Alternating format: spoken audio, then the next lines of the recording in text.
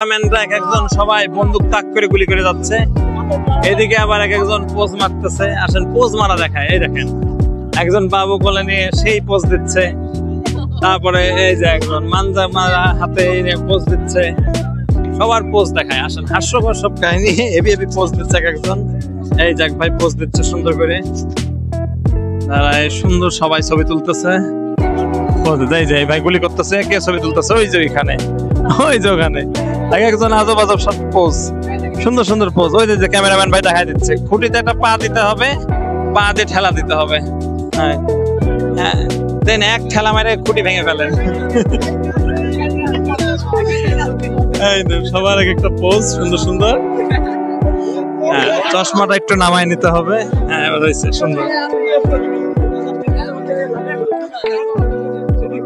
এখান থেকে গুলি হচ্ছে সবাই পাশে, আর এক একটা খুঁটি কেন্দ্র করে সবাই ছবি তুলতেছে। ওই যে আরেক ভাই দাঁড়াইছে, ওখানে একটা আপু দাঁড়াইছে।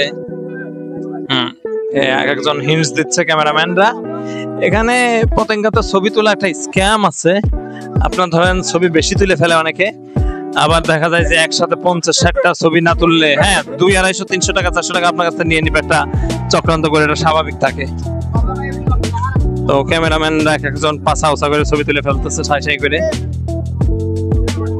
পুরো জায়গাটাই ছবি তোলা ঠিক চলতেছে। আর ক্যামেরাম্যানদের একটা ভালো বিজনেস আছে এখানে।